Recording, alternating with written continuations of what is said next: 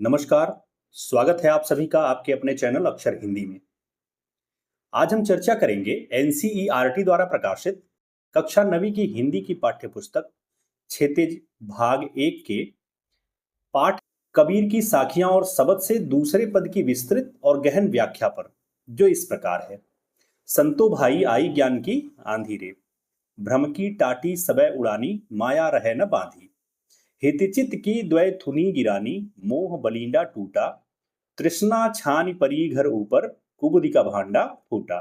जोग जुगति कर संतों बांधी, निर्चु चुए न पानी।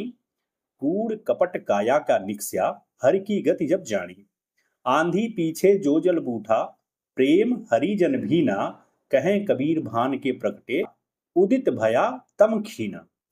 हालांकि यह पद अपने मूल रूप में कुछ और ही है, क्योंकि कबीर की रचनाओं में बहुत कुछ प्रक्षेप के रूप में जुड़ गया है।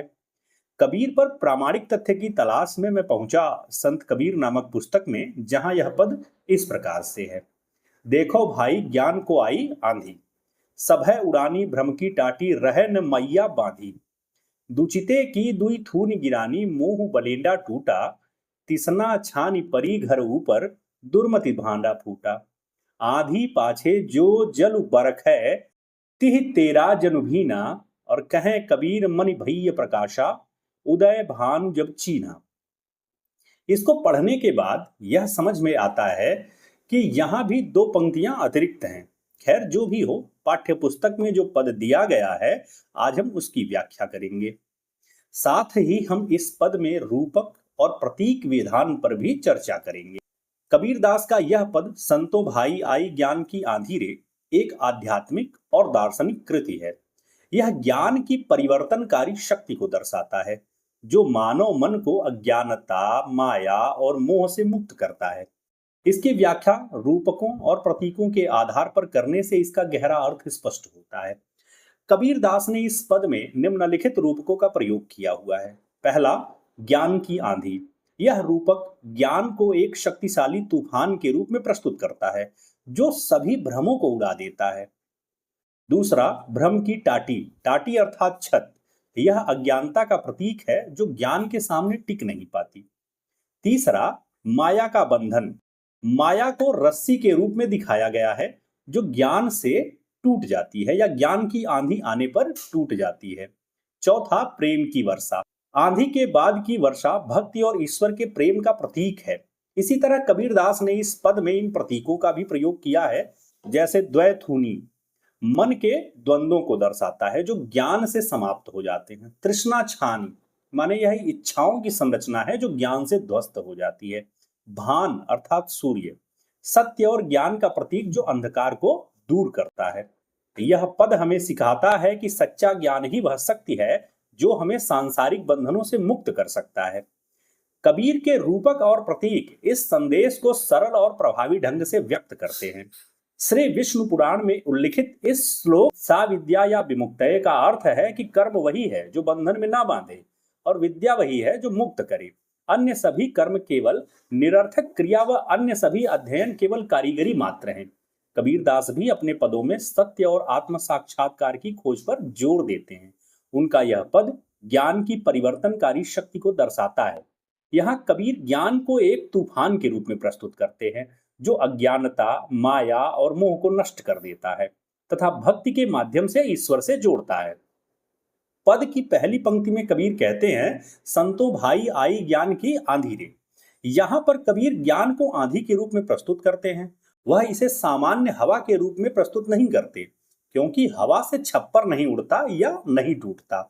हवा में वह प्रचंडता नहीं होती है कि वह किसी के स्वरूप का बदलाव कर सके, किसी को छिन्न भिन्न कर सके, परंतु ज्ञान आमूल चूल परिवर्तन करता है। इसलिए कबीर ने ज्ञान की तुलना आंधी से की है। यह रूपक दर्शाता है कि ज्ञान की प्राप्ति एक क्रांतिकारी अनुभव है। यह व्यक्ति के मन को झकझोर देता है और उसे सत्य की ओर ले जाता है। यह आंधी मोह से उत्पन्न सभी विकारों को समाप्त करती है। ज्ञान का तूफान अज्ञानता और भ्रम को नष्ट कर देता है। दूसरी पंक्ति में उन्होंने कहा है, भ्रम की टाटी सबे उड़ानी, माया रहे न बांधी रे। इस पंक्ति में कबीर कहते हैं कि जब ज्ञान की आंधी आती है तो भ्रम की टाटी टूट जाती है, माया का सब बंधन टूट जाता है। यदि हम आंधी के रूपक में बात करें तो जब आंधी आती है तो सबसे पहले टाटी ही उड़ती है। टाटी एक बंधन से छप्पर के साथ बंधी रहती है। आंधी के दबाव से वह बंधन टूट जाता है और टाटी उड़ जाती है। इसी तरह जब ज्ञान की आंधी आती है तो उसके दबाव से जो बंधन है जिसे हम माया के रूप में चित्रित करते हैं, वह माया का बंधन टूट जाता है। यहाँ पर माया को ही एक बंधन के रूप में दर्शाया गया है जिसके प्रभाव में आकर मनुष्य जीवन जगत से बंधा रहता है और माया के कारण जो भ्रम बना रहता है वह टाटी की तरह उड़ जाता है। माया के संबंध में यह कहा गया है कि माया वह शक्ति है जो हमें सांसारिक वस्तुओं में बांधती है और हमें परम सत्य को जानने से रोकती है। माया को जड़, अज्ञान, असत और अविद्या भी कहा गया है। अतः माया के बंधन को केवल ज्ञान की आंधी ही तोड़ सकती है।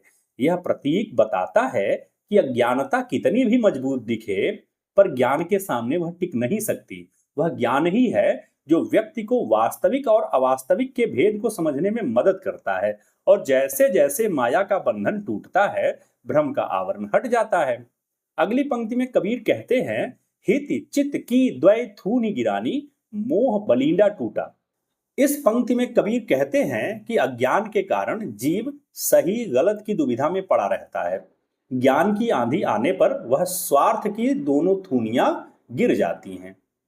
हित चित्त नाम की दोनों थुनियां मन के द्वंद्वों और विरोधाभासों का प्रतीक हैं। यह रूपक मानसिक उलझनों को दर्शाता है।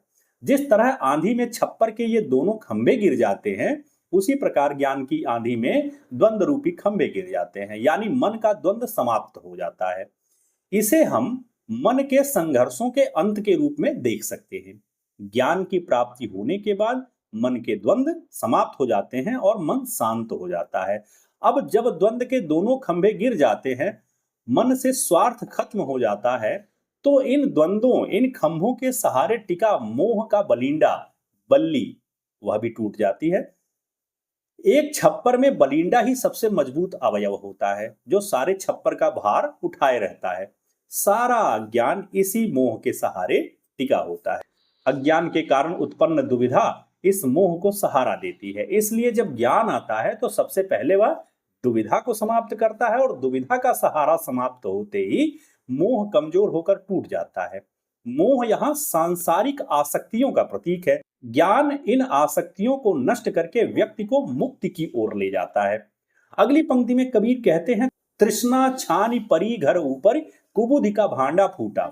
इस पंक्ति में कबीर कहते हैं कि जब मोह का बलिंडा टूट जाता है तो उस पर टिकी हुई तृष्णा की छानी यानी इच्छाओं और वासनाओं की छप्पर घर के ऊपर ही गिर जाती है। सरल शब्दों में कहें तो हम ये कह सकते हैं कि ज्ञान के प्रभाव से मोह नष्ट होता है और मोह जनित वासनाएं भी समाप्त हो जाती हैं। ये वासनाएं अपने साथ कुबुद्धि यानी नकारात्मक विचारों को भी तोड़ फोड़ कर रख देती हैं।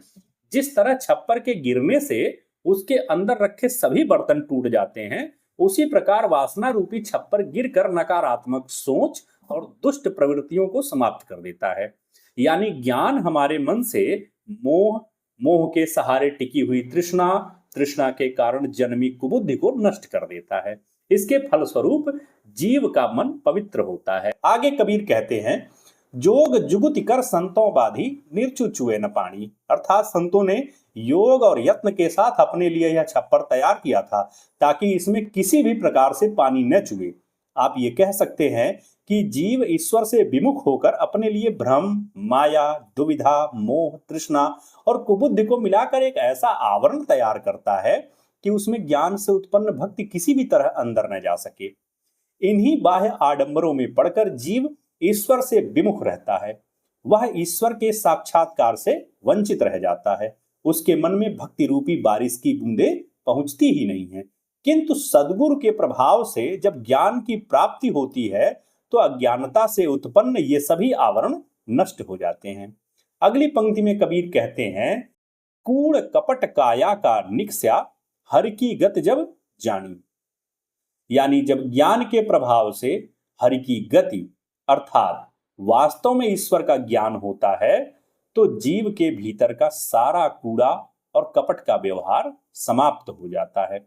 ईश्वर के साक्षात्कार के बाद जीव का मन पूरी तरह से निर्मल हो जाता है। उसमें से लोभ, मोह, माया, तृष्णा आदि का कूड़ा करकट समाप्त हो जाता है। अगली दो पंक्तियों में कबीर कहते हैं, आंधी पीछे जो जल बूठा प्रेम हरिजन भीना, और कहें कबीर भान के प्रकटे उदित भया तम खीना। यानी जिस प्रकार आंधी के बाद बरसात होती है, उसी प्रकार ज्ञान और आंधी के बाद भ्रम, माया, दुविधा, मोह, तृष्णा और कुबुद्धि इन सब से मिलकर बना छप्पर गिर जाता है। तो उसके बाद भक्ति का जल बरसने पर जीव सीधे इस भक्ति के जल में भीगता है, भक्ति से सराबोर हो जाता है। ज्ञान के प्रभाव से अज्ञानता का नाश होता है और भक्ति की प्राप्ति होती है। कबीर कहते हैं, जब ज्ञान का सूर्य उदित होता है तो अज्ञानता का तम या अंधकार क्षीण हो जाता है। आइए अब इस पद की साहित्यिक विशेषताओं पर भी चर्चा करते हैं। इस पद में रूपक और अतिशयोक्ति अलंकार है। पूरे पद में भक्ति रस है जो ईश्वर के प्रति प्रेम और समर्पण को व्यक्त करता है। इस पद की भाषा में खड़ी बोली पंजाबी और संस्कृत का मेल है। वैसे भी कबीर की भाषा को पंचमेल खिचड़ी कहा जाता है। यह पद निर्गुण भक्ति का प्रतीक है, जहां ईश्वर को आत्मा के शुद्ध ज्ञान में खोजा जाता है। ज्ञान की आंधी व्यक्ति को आत्म साक्षात्कार की ओर ले जाती है। कबीर रूढ़ियों और कर्मकांडों पर प्रहार करते हैं। कूड़ कपट, सामाजिक झूठ और छल का प्रतीक है, जिसे ज्ञान नष्ट करता है।